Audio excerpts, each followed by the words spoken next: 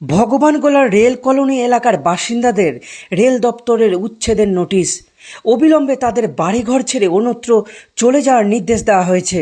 এর ফলে রীতিমতো আতঙ্কিত রেল কলোনি এলাকার বাসিন্দারা।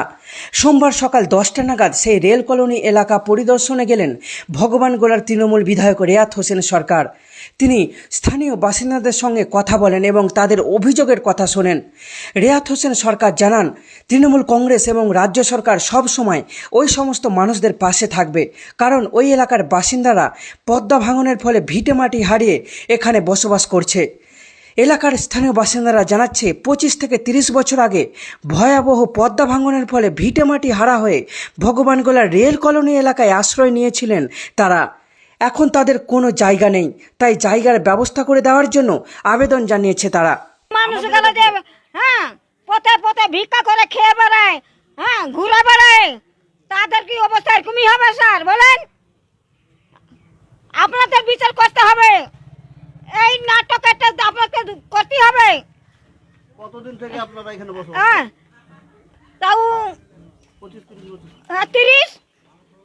30 বছর হবে।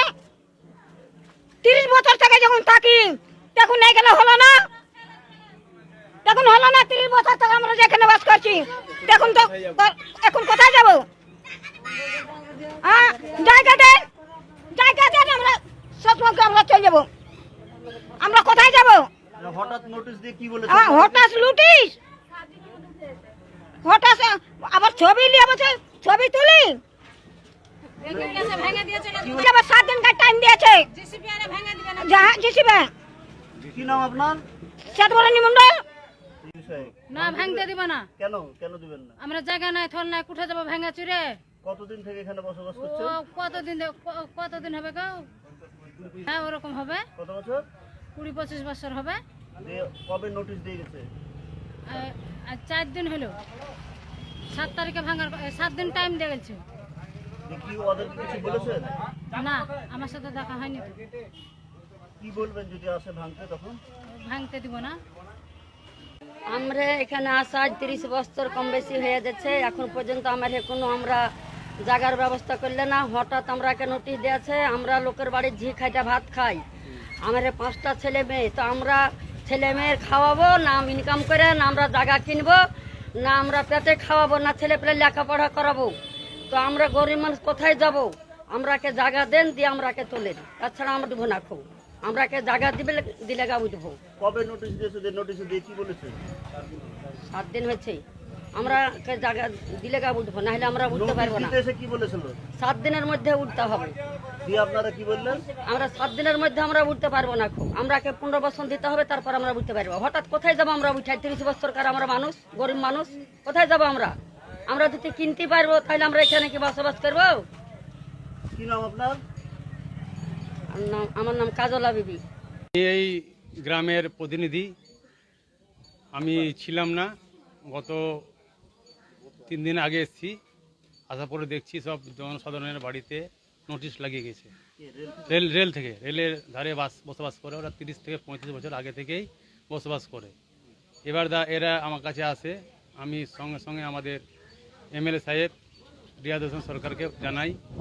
আমাদের প্রতিনিধি আরও অনেকেই আছে পার্টিগতভাবে, তাদেরকেও ডেকেছি, এসেছিল ওরা। সমস্ত কথাবার্তা আমরা সব তুলে ধরলাম এবং কি সবাই ছিল, ওনাদেরকে বললাম যে এটা তো এর আগেও নোটিশ দিয়েছিল। যাই হোক, ওনাদের ভরসায় আমরা আছি, যতটা পারবে দেখবে। যে আমরা ইন্দিরা আবাস যোজনার ঘরের ব্যবস্থা করে দিব, জায়গা নেই। তো আমাদের রেলের দপ্তরকে বলা হয়েছে যদি কোনো জায়গায় জায়গা থাকে তাহলে দিলে হয়তো সেই জায়গাটাতে ঘরপর করা যাবে। এবারে ব্যাপারটা হচ্ছে যে রেল থেকে যে উচ্ছেদের নোটিশটা দিয়েছে, এখন আপাতত জায়গা না পাওয়া পর্যন্ত কেউ উঠে যাচ্ছে না। আর আমাদের মুখ্যমন্ত্রী আবাস যোজনার জন্য জায়গার ব্যবস্থা করেছে, যতক্ষণ না হচ্ছে সেই ওখান থেকে সরা যাবে। লক্ষণ মণ্ডল। আজকে সকালই গিয়েছিলাম ওই কলোনিতে। একটা প্রত্যেকের ওখানে দেখলাম একটা নোটিশ এসছে আর কি, তাদেরকে জায়গা ছেড়ে দিতে বলেছে। কিন্তু যারা বাস্তুহারা, অ্যাকচুয়ালি আজকে দীর্ঘ মোটামুটি 25-30 বছর উপর থেকে যাবত ওরা বসে আছে। আখরিগঞ্জে যে ভাঙন হয়েছিল আমরা সবাই জানি, সেই ভাঙনে বিধ্বংসী যে ভাঙনে এখানে লোক বাস্তুহারা হয়ে উঠে এসেছিলো, কোনোরকমভাবে তারা এখনও পর্যন্ত মাথা গুঁজে আছে, কারণ তাদের করুণ দশা, করুণ অবস্থা।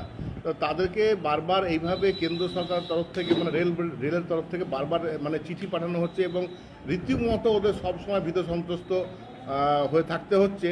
এবং আজকে এই বেলায় খেয়ে আরেক বেলা কী খাবে এইরকম ধরনের সব মানুষ, তো তারা মাথা গোঁজার জায়গা নেই বললেই চলে। তবুও কিন্তু তারা রুজি রোজগার করবে না, খাবে না, ছেলেগুলোকে খাবার দেবে না, বাসস্থানের চিন্তা করবে। এই একটা পরিস্থিতিতে টানাপোড়েনের মধ্যে দিয়ে আমরা আজকে ওখানে বেশ কিছু লোক নেতৃত্ব সহ আমি নিজেই গিয়েছিলাম এখানে খতিয়ে দেখতে, তাদের সঙ্গে কথা বলে এসেছি, আশ্বস্ত করেছি এবং পরিষ্কারভাবে এটা বলি আপনাকে যে যখন যে মানুষ বাস্তুহারা হয়ে যখন কোনো একটা জায়গায় যখন বসবে, দীর্ঘ 25-30 বছর ধরে তারা বাসস্থান করছে, বসবাস করছে, সেই জায়গাটায় দাঁড়িয়ে যতক্ষণ না পর্যন্ত তাকে কোনো একটা বিকল্প জায়গার ব্যবস্থা করে দেওয়ার একটা হচ্ছে, সংস্থান হচ্ছে, ততক্ষণ পর্যন্ত নিশ্চয়ই আমরা কেউই একটা মানবিক দিক বলুন, আইনের দিক থেকে বলুন, সব দিক থেকে, এবং আমাদের নেত্রী মমতা ব্যানার্জি এর সম্পূর্ণ বিপক্ষে। যে একটা বাস্তুহারাকে কখনো আপনি একটা বাস্তুহীন করে আপনি করতে পারেন, কারণ তার একটা নিডস আছে, তার একটা মিনিমাম একটা অধিকার আছে, রুটি কাপড় আর মাকান যেটা আমরা বুঝি আর কি, সেই মিনিমাম নিডসটুকু প্রত্যেকটা মানুষের থাকা দরকার। তার ওটা কিন্তু অধিকার, যে খাবার, বাসস্থান এবং তার কর্মসংস্থান, এগুলো একটা দরকার আছে। সেই জায়গাটা দাঁড়িয়ে আজকে 100 দিনের কাজের টাকা দেয় না, 100 দিনের কাজগুলো বন্ধ করে দিল এবং আবাস যোজনার টাকা বন্ধ করে দিল, আবাস যোজনা প্রকল্প বন্ধ করে দিল। এগুলো চাইছেটা কি?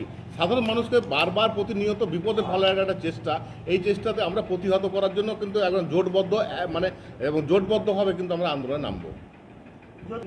যদি জোর করে ইচ্ছে করে, দেখুন জোর করবে কি করবে না সেটা পরের ব্যাপার, কিন্তু আমরা ওদের কাছ থেকে যারা বাস্তুহারা, যারা বাস্তুহীন এবং যারা একদম প্রতিনিয়ত শ্যাডো ফাইট করছে, যে মানুষগুলো ছায়ার সঙ্গে যুদ্ধ করছে, তাদের সঙ্গে আমরা প্রতিনিয়ত আছি এবং সবসময় থাকবো।